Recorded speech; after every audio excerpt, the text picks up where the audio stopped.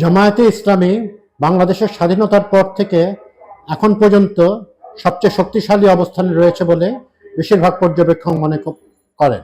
এটা শুধুমাত্র জামায়াতি সমর্থক যে পর্যবেক্ষক বা বিশেষজ্ঞ আছেন তারা নন, তাদের চরম বিরোধী পক্ষ যারা, তারাও মনে করেন যে জামায়াতে ইসলামের জনসমর্থনের দিক দিয়ে হোক, সাংগঠনিক ক্ষমতার দিক দিয়ে হোক এবং তাদের ভোটারদের কাছে, সাধারণ ভোটারদের কাছে আপিলের দিক দিয়ে হোক, জামায়াতের অবস্থান যে কোনো সময়ের থেকে বেশি। এর নানা রকম কারণ বিভিন্নভাবে ব্যাখ্যা করা হচ্ছে। অনেকে বলছেন সারা পৃথিবীতে ডানপন্থী শক্তির একটা উত্থান ঘটছে, সেটা রিফ্লেকশন বাংলাদেশে দেখা যাচ্ছে। অনেকে বলছেন জামাতের পক্ষে যারা, তারা বলছেন জামাত একটি মজলুম দল ছিল আওয়ামী শাসন আমলে এবং তারা নানা রকম নিগৃহের সম্মুখীন হয়েছেন এবং এর কারণে মানুষের একটা সহানুভূতি তারা পাচ্ছেন। আবার আরেকটি কথা প্রায় আমরা শুনি যে মানুষজন বলছেন এবং মানুষজনের মুখেই শোনা যাচ্ছে যে জামায়াতে ইসলামীকে কেন ভোট দেবেন, এরকম যদি প্রশ্ন আসে তো তখন তারা বলেন যে দুজনকেই তো সুযোগ দিয়ে দেখলাম, আওয়ামী লীগ, বিএনপি, তেমন কিছু তো আমরা পেলাম না, জনগণ বলছেন। এবং জাতীয় পার্টির আমলেও নিয়েও মানুষের সন্তোষ নেই আর কি। তো জামাতকে একটা সুযোগ দিয়ে দেখা যাক, তাদের নামে তো দুর্নীতি, চাঁদাবাজির ওরকম জোরালো কোনো অভিযোগ নেই। একেবারে যে করেন না তা না, কিন্তু সেরকম প্রবল মানে অ্যাটলিস্ট পাবলিক পারসেপশনটা এরকম যে জামায়াতের আর কোনো দোষ থাকলেও তারা চাঁদাবাজি, লুটপাট, হেনস্থা করা, নারী নিগ্রহ ইত্যাদির থেকে বর্তমান যে জামাত ইসলামের লিডারশিপ এবং কর্মী নেতা যারা আছেন এবং তাদের যে ছাত্র সংগঠন ইসলামিক ছাত্র শিবির আছেন, তারা এসব থেকে মুক্ত। তো শিবিরের ব্যাপারটা তো আমরা দেখতেই পেলাম যে একের পর এক পাবলিক ইউনিভার্সিটিগুলোতে তারা ভূমিধ্বস বিজয় অর্জন করলো, মানে স্টুডেন্টস ইউনিয়নের ক্ষেত্রে। এটা যে একেবারে প্রতিফলিত হবে ইয়েতে জাতীয় নির্বাচনে, যেটা 12 তারিখে হতে যাচ্ছে, তা নয়, কিন্তু যে একদম কোনো প্রভাবই থাকবে না সেটাও আবার বলা যাচ্ছে না।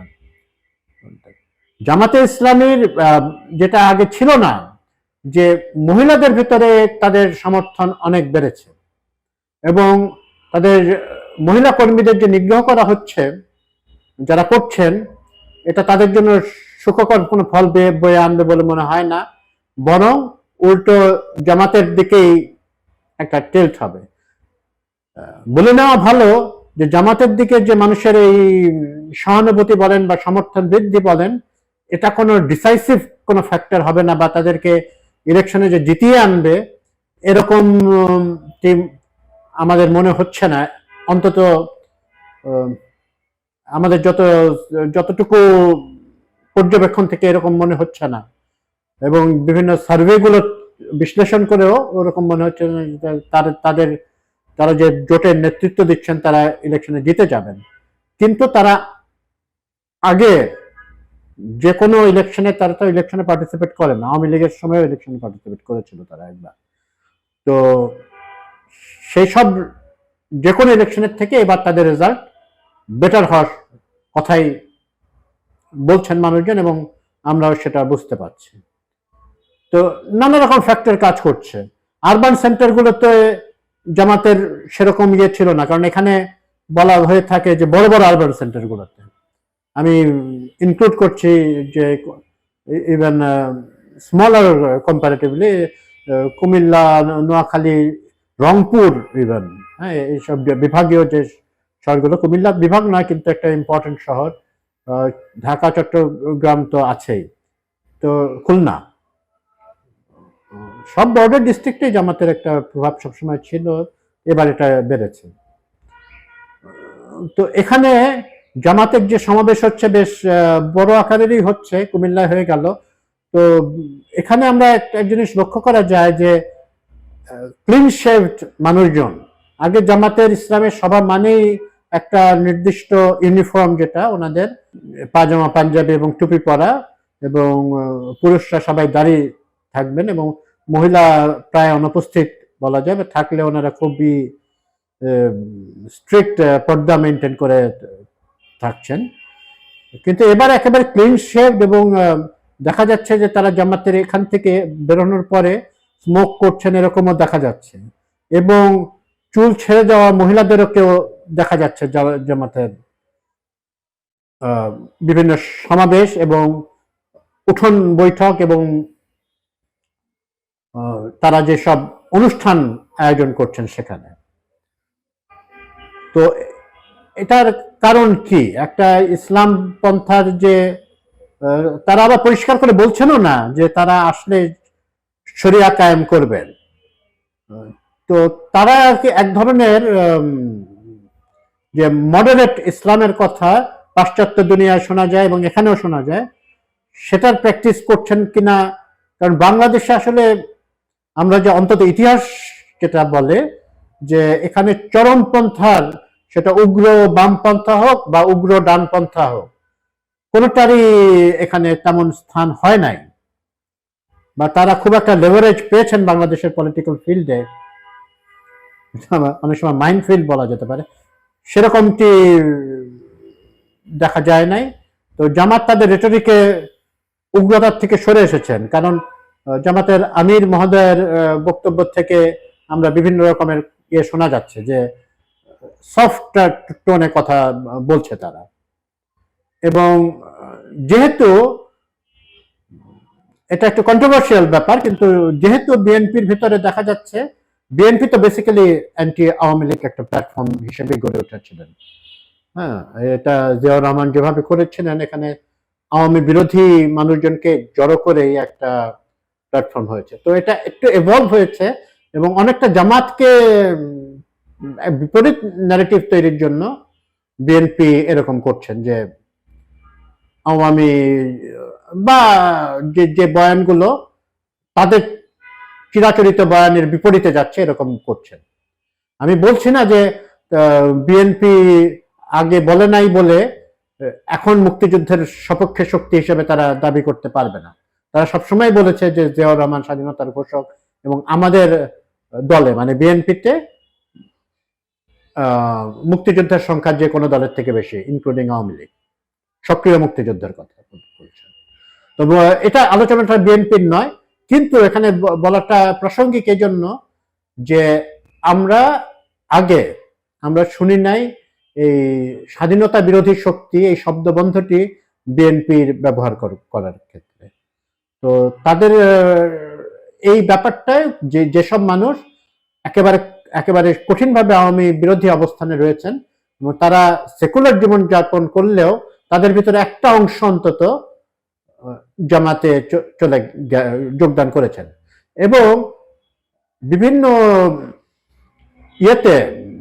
ইউনিভার্সিটিগুলোতে তাদের সাফল্যের একটা কারণ হচ্ছে যে তারা একটা মডারেট দেখাচ্ছেন। হ্যাঁ, তাদের কথাবার্তা বক্তব্যে এক ধরনের মডারেট কথা বলছেন, এবং ইসলামিক যে একেবারে রাইটিস্ট, এক্সট্রিম রাইটিস্ট যে স্ট্রিম বা ইসলামিক যে একেবারে কোরআন সুন্নার কথা তো বিএনপিও বলে, আওয়ামী লীগও বলে, এবং 6 দফাতেও ছিল কোরআন সুন্নার বাইরে কথা যাবে না, এর বেশি তারা তেমন কিছু বলছেন না।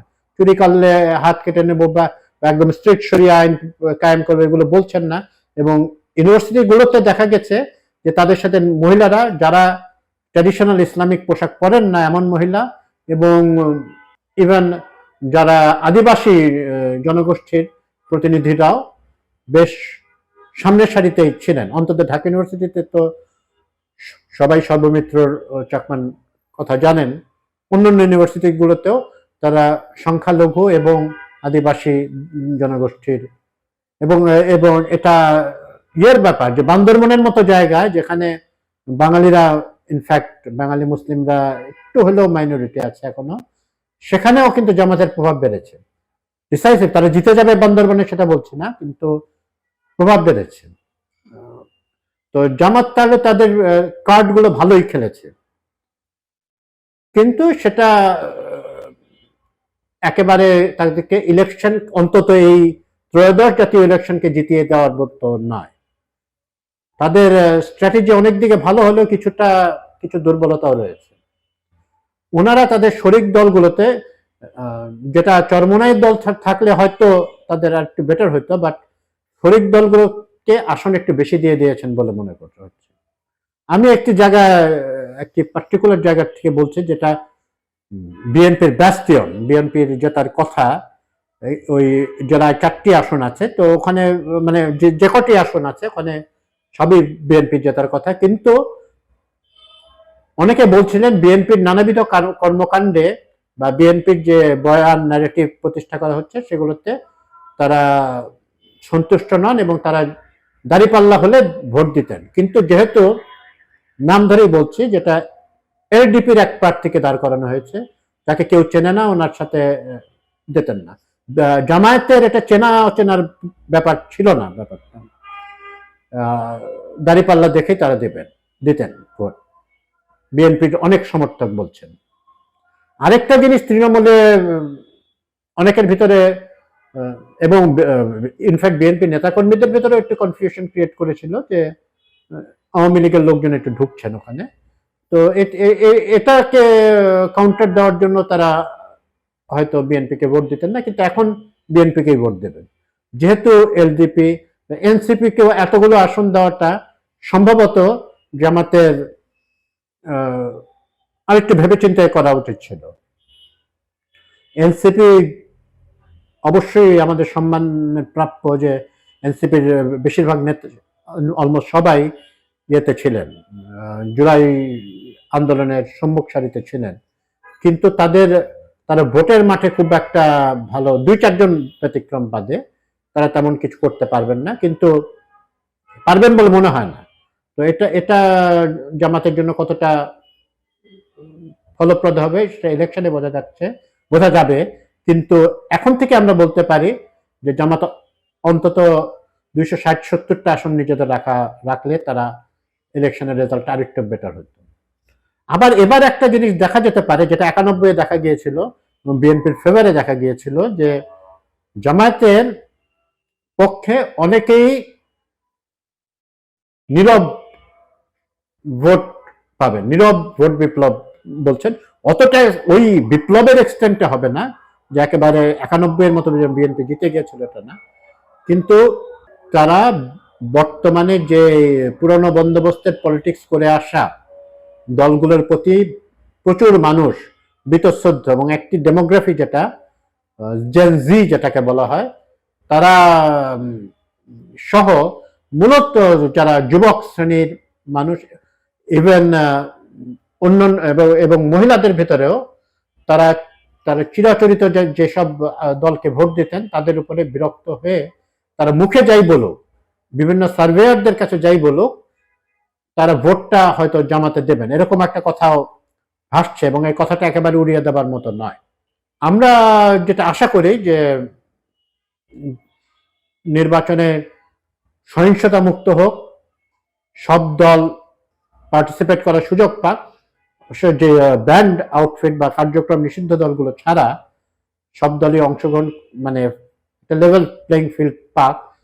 লেভেল প্লেইং ফিল্ড কিছুটা ঘাটতি আছে, নাই লেভেল না, একটু অমসৃণ আছে, কারণ ব্যুরোক্রেসিতে আমরা দেখতে পাচ্ছি যে এটা বলার অপেক্ষা রাখে না যে একটি দলের প্রতি ঝুঁকে গেছেন তাদের নিজস্ব, যেটা ব্যুরোক্রেসি করেই থাকেন, একটি দল যাদেরকে তারা মনে করছেন যে ক্ষমতায় আসবেন, এবং বেশিরভাগ অবজারভারই মনে করছেন তারাই ক্ষমতায় আসবেন, তো তাদের দিকে একটা ঝুঁকে গেছেন এরকমটি মনে হচ্ছে।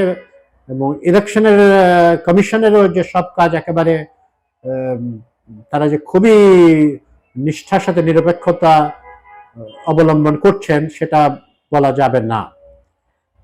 এটা আমরা দেখলাম যে ঋণ খেলাপি দ্বৈত নাগরিকদের ক্ষেত্রে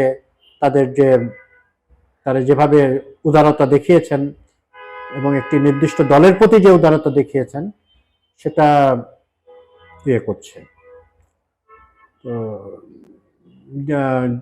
জামাতের এই 10 জনের ছাড়াও এই 10টি যে পার্টি যে অ্যালায়েন্স তাদের আছে, এটা অনেকে বলছেন আদর্শ ভিত্তিক নয়, এটা ভোটের স্ট্র্যাটেজিক একটা অ্যালায়েন্স। তো এটা ছাড়াও বিভিন্ন যারা স্বতন্ত্র থেকে কেউ কেউ জিতে আসার সম্ভাবনা আছে, একটা ভালো সংখ্যায় হয়তো স্বতন্ত্র থেকে জিতে আসতে পারে, এবং বিএনপির বিদ্রোহী প্রার্থীরাও ভালো করতে পারেন। কিন্তু তারা আগে যেরকমটি হতো, বিদ্রোহী প্রার্থীরা আবার তাদের মূল দলে ফিরে যেতেন, এবার কিছু কিছু ক্ষেত্রে অন্তত দেখা যাচ্ছে যে তারা ফিরে যেতে পারবেন না, তারা হয়তো জামাতে আশ্রয় নিতে পারে। বিএনপি নিয়ে আমরা আরো কথা বলবো, আরো ইন ডিটেইল কথা বলবো, কারণ সমস্ত কিছু বিবেচনা করার পরেও আমি মনে করি যে বিএনপি জিতে যাবে। তাদের যে ভোট ব্লক আছে, ভোট ব্যাংক আছে, এটা আর কোনো দলের নাই, জামাতের তো নাই, সব দল মিলিয়েও তাদের। এবং সুইং ভোট কিভাবে, যারা আসলে নির্দিষ্ট কোনো দলকে একেবারে চোখ বন্ধ করে ভোট দেন না, তারাই ডিসাইডিং ফ্যাক্টর হবেন। এবং এটা কারা টানতে পারার দিকে জামায়াত ভালো পারফরমেন্স দেখাচ্ছেন। হ্যাঁ, বিএনপি আবার আওয়ামী লীগের ভোট দেখাচ্ছে, সেটা আমরা বিএনপির বিষয়ে যদি আলোচনা করার সুযোগ হয় সেখানে আলোচনা করব।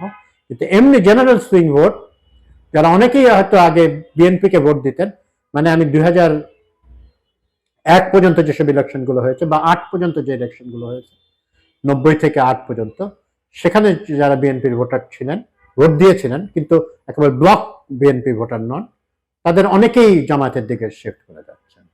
এবং জামাতের নেতারা অনেক রকমের কথাবার্তা বলছেন, যেটা ঠিক বর্তমান যুগের সাথে সামঞ্জস্যপূর্ণ নয়। বিশেষ করে নারীদের নিয়ে তারা যেসব কথা বলছেন, নারী নেতৃত্ব তারা মানবেন না, মেনে নিয়েছিলেন তো, একসময় তো তারা মেনে নিয়েছিলেন। হ্যাঁ, প্রধানমন্ত্রী খালেদা জিয়ার নেতৃত্বে সরকারে তারা মন্ত্রী হিসেবে সার্ভ করেছে। তো এরকম, হ্যাঁ, তবে তারা তার দলে কখনোই নারীদেরকে উপরে ওঠার সুযোগ রাখেন নাই তাদের গঠনতন্ত্র অনুযায়ী। এক হিসেবে কিন্তু খারাপ নয়, কারণ তারা বলে দিচ্ছে জিনিসটা। কিন্তু তাদের প্রচুর নারীকে আমরা দেখতে পাচ্ছি বিভিন্ন জায়গায় খুব অ্যাক্টিভলি ক্যাম্পেইনের পার্ট হিসেবে রয়েছে। ধন্যবাদ। আপনারা আশা করি নিউ ভিউ চ্যানেলের সঙ্গে থাকবেন, সাবস্ক্রাইব করবেন এবং লাইক বাটনে চাপ দেবেন।